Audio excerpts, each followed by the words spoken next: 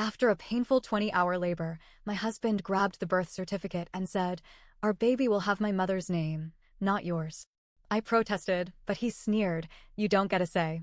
The nurse glanced at me and whispered, "Want me to tell him the truth?" My heart pounded as his world crumbled before him. My husband, Mark, not his real name, and I had been together for 6 years, married for 3. I thought we had a solid relationship. I was wrong. I should have seen the warning signs. I really should have. From the moment I met Mark's mom, Susan, I knew she didn't like me. She was the kind of woman who made every conversation about herself, acted like the world owed her something, and treated her son like he was the second coming of Christ. At first, it was small things. Snide comments, backhanded compliments, little digs at my appearance, my background, even my career. But over time, it got worse. She needed to have control over everything in Mark's life. When we got engaged, she made a fuss because Mark proposed with a ring he picked instead of letting her choose. When we bought our first house, she criticized the neighborhood, the layout, and the color of the walls like it was her home. She would drop by unannounced and act like she lived with us. And every time I complained, Mark dismissed it. "She's just like that. You know how she is. She means well." No, she didn't.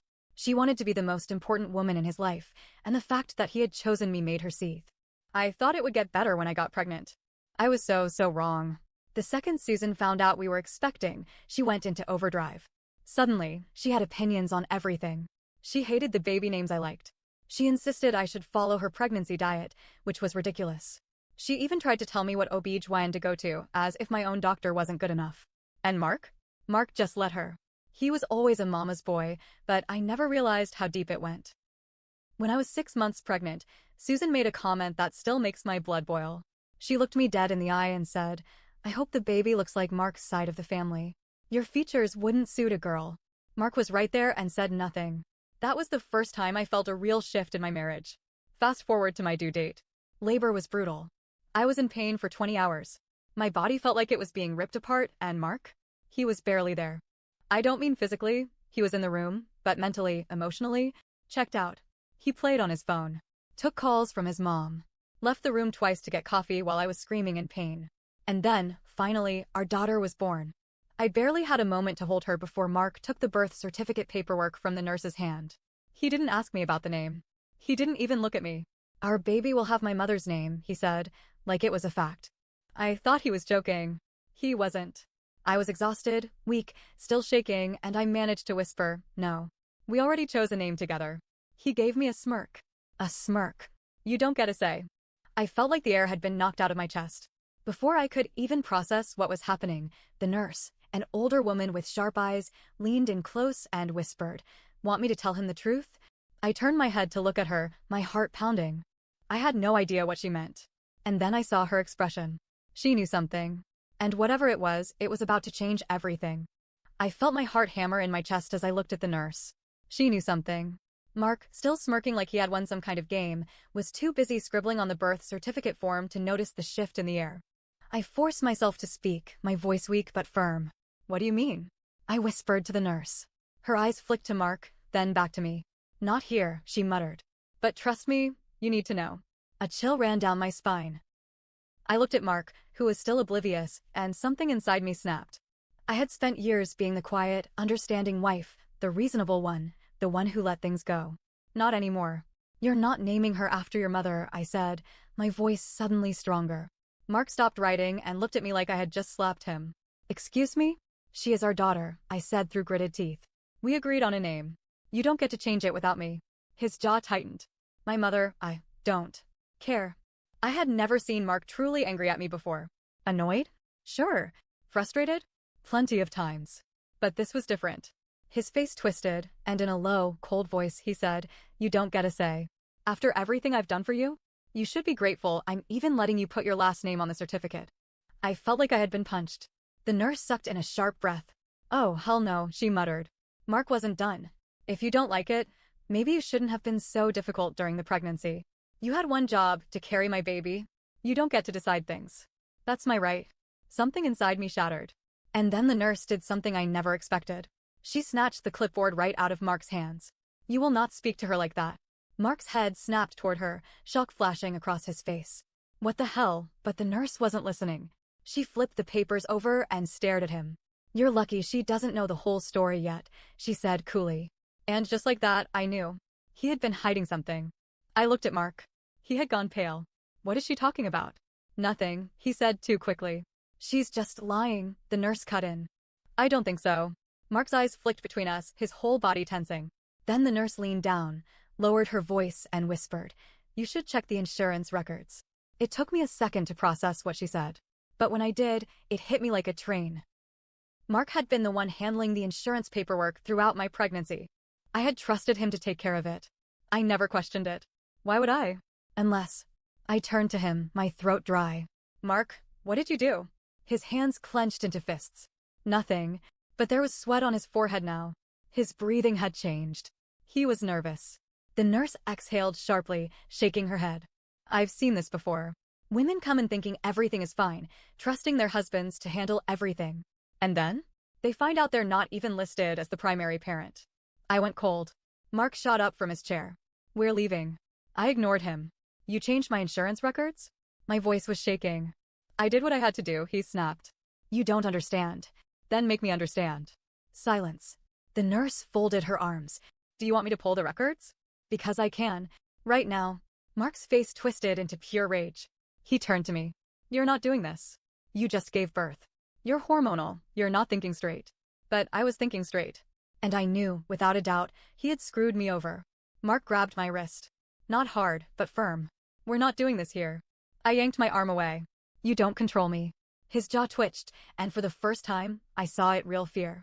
Not anger. Fear. The nurse turned to me. "Do you want to see the records?" I didn't hesitate. "Yes." Mark let out a bitter laugh. "Fine. You want the truth? You were never supposed to see them." The room felt smaller. The nurse gave me a look. "Let me go get them." She walked out, leaving me alone with Mark. I stared at him. "You're going to tell me what's going on. Right now." He ran a hand through his hair. "You don't understand how hard this has been for me. My mom, your mom, she wanted me to handle everything." She said. He stopped, inhaled sharply. I waited. "She said she knew what was best for the baby," he finally admitted. "She said you were too emotional, too soft. That I had to take control." I felt sick. "So you, what? Took me off my own child's insurance? Made yourself the only legal guardian?" Mark didn't answer. That was all I needed to know. The nurse came back with a folder. She set it on my lap and opened it for me. And there it was. Mark had listed himself as the sole parent. My name was nowhere. My entire body went cold. "You were planning to take her from me." Mark didn't deny it. "I thought I was going to be sick." The nurse's voice was like steel. "You're lucky I caught this. I've seen women lose custody of their own babies because of things like this." Mark stood up. "You're overreacting." I shook my head. "I'm done." He laughed, an actual laugh, like I was a joke. "What, you think you can just leave? You just had a baby. Where are you going to go?" The nurse put a hand on my shoulder. "She won't be alone." Mark's smirk faltered. And that's when I knew his world was about to come crashing down. Mark's face was a mix of fury and desperation. I could see the gears turning in his head. He thought he could talk his way out of this, that he could manipulate me like he always did. Not this time. I turned back to the nurse. "What do I do now?" She looked at me carefully before saying, "Do you have family nearby? Someone you trust?" I did. My sister, Sophie. She lived about 30 minutes away, and unlike Mark, she actually cared about me. I pulled out my phone to call her, but before I could even dial, Mark snatched it out of my hands. "You're not doing this," he growled. The nurse stepped between us, her voice sharp. "Give it back to her. Now." He hesitated for half a second, then tossed my phone onto the hospital bed. "You're making a mistake," he muttered. I ignored him and called Sophie. She picked up on the second ring. "Hey, how are you?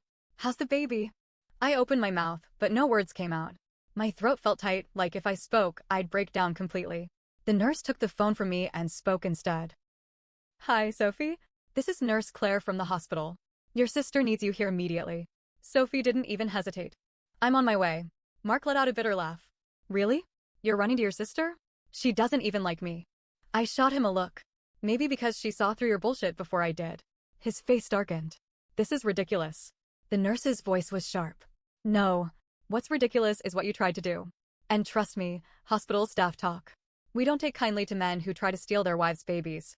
Mark's fists clenched, but he didn't say anything. I turned back to the nurse. "Can we change the paperwork?" She nodded. "Yes." And we're going to document everything. If he tries anything, there will be a legal trail. Mark stiffened. You're blowing this out of proportion. But he was sweating. He knew he had lost control of the situation. And then, his phone rang. At first, I didn't think much of it. But then I saw the name on the screen. Mom. And just like that, I knew. He hadn't done this alone. His mother was behind this. All of it. Mark declined the call, but I grabbed his wrist before he could put the phone away. You're going to tell me the truth, I said, my voice shaking with rage. There's nothing to tell. The nurse folded her arms. You can either tell her now, or she'll find out when she checks the legal records. Either way, it's over. Mark's eyes flicked to me, then to the baby in my arms. And for the first time, I saw guilt. I had to hear it from his own mouth. What did you do? Silence. I reached for his phone, but he yanked it back. Fine, he snapped. You want the truth? My mother said I had to make sure the baby was legally under my name only. That way, if you ever tried to leave me, you wouldn't be able to take her. The room spun. I tightened my grip on our daughter, my whole body shaking. She said she could get me a lawyer, he continued, his voice bitter. She told me the courts wouldn't favor you because you don't make as much money. That if I played it right, I could get full custody. My stomach twisted. His mother had been planning to rip my baby away from me before she was even born. The worst part? Mark went along with it. I felt like I was going to throw up. Why? I whispered. Why would you do this to me? Mark rubbed a hand over his face. Because you never respected my mother. The room went silent. The nurse sucked in a sharp breath. Oh, my God, she muttered. I laughed. A cold, hollow laugh. You tried to steal my child because I didn't worship your mother? Mark didn't answer. That was all I needed to know. The nurse turned to me. We're going to fix this right now.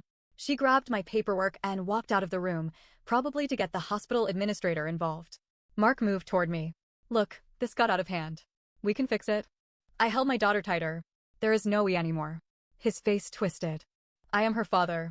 And I am her mother, I shot back. And unlike you, I won't use her as a weapon. His jaw clenched. You're making a mistake. No, I said, my voice firm. The only mistake I made was trusting you. At that moment, Sophie walked in. She took one look at my face and knew something was wrong. What the hell is going on? Before I could answer, Mark's phone rang again. This time, Sophie snatched it out of his hand. She looked at the screen. It wasn't just his mother calling. There were texts. Lots of them. And when she unlocked the phone, because of course she knew his passcode, she went pale. She turned the screen toward me. And my world tilted again. There were messages between Mark and another woman. I can't wait to see you. Once the baby is here, we can finally be together. She won't have anything left. She'll be stuck. Sophie's face turned red with rage. Are you fucking kidding me? Mark's face went white. I stared at the messages, my vision going blurry. He hadn't just tried to steal my daughter. He had been planning to leave me for someone else. While I was pregnant. While I was carrying his child. I felt a calmness settle over me. A dangerous kind of calm. I looked at Mark and whispered, you have no idea what you've just done. Mark lunged for his phone, but Sophie yanked it back. Oh no, asshole, she hissed. You're not getting out of this. I couldn't take my eyes off the screen. The texts blurred together, my hands shaking as I scrolled. Mark had been having an affair. Not just a fling. A full-blown relationship. And it wasn't just cheating, it was calculated. She won't have anything left. She'll be stuck. That one text hit me like a bullet to the chest. It wasn't about love. It wasn't even about me. This was about control. He had planned to trap me, steal my baby, strip me of my rights, push me into a corner where I had nothing left. And then? He was going to leave with someone else. I felt like I was drowning. My heart pounded in my ears, my body still weak from labor, my newborn daughter asleep in my arms, completely unaware that the man who was supposed to protect her had already betrayed her before she could even open her eyes. I turned to Mark. Who is she? His mouth opened, but no sound came out. Sophie scrolled further, her expression darkening. Then she froze. Oh my God. She looked up at me, her eyes wide. You're not going to believe this. She turned the phone around again. And there, staring back at me, was a familiar name. The other woman was his mother's best friend's daughter.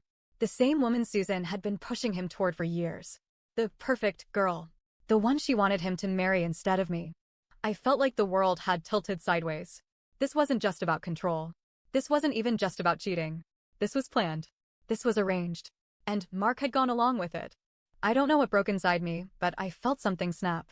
I stood up, still sore from labor, and shoved the phone against Mark's chest. How long? My voice was deadly calm. Mark was still pale. It's not what you think. Sophie laughed bitterly. Oh, really? Because it looks like you and Mommy Dearest were planning a whole new life without my sister. Mark's jaw clenched.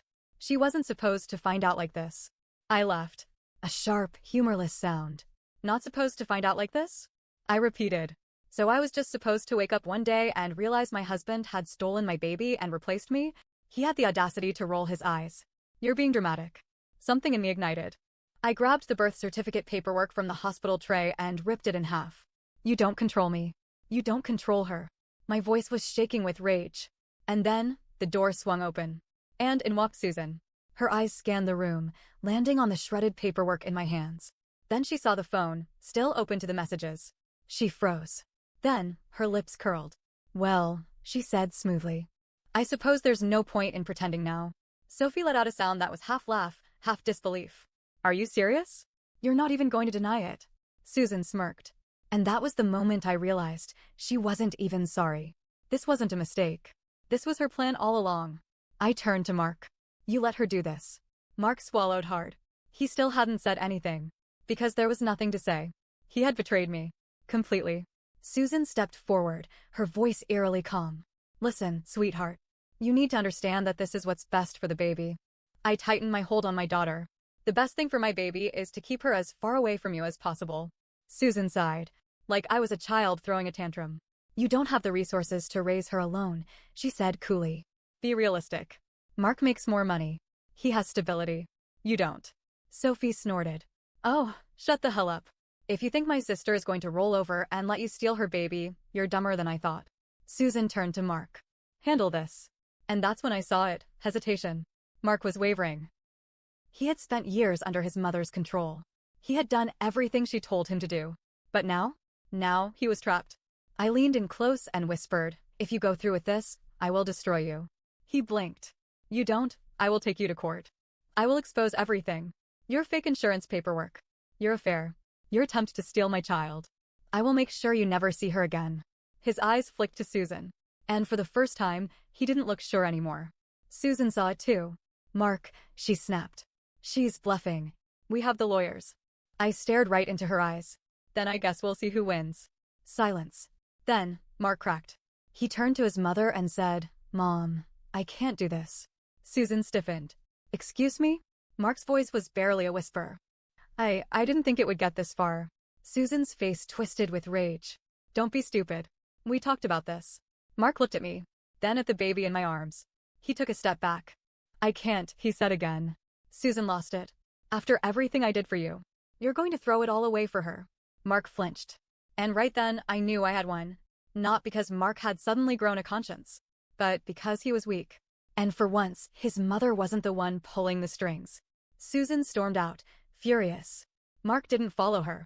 Sophie called our lawyer cousin and had him rushed to the hospital.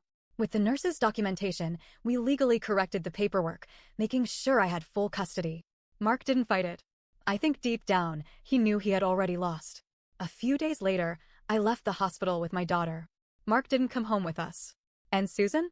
She tried to contact me. She even showed up at my apartment once, trying to talk. I didn't let her in. Sophie called the cops. Eventually, she stopped trying. Mark moved out. I filed for divorce. And as for the other woman, she dumped him the second she realized he had nothing left to offer. It took me a long time to process what had happened. To accept that the man I had loved, the man I had married, had been planning to destroy me. But now, holding my daughter, I knew one thing for sure. I had won. Not in some petty revenge way. Not in a way that made the pain disappear. But I had escaped. And Susan? She had lost. She had tried to build the perfect life for her son, and now? She had nothing. And I had everything that mattered.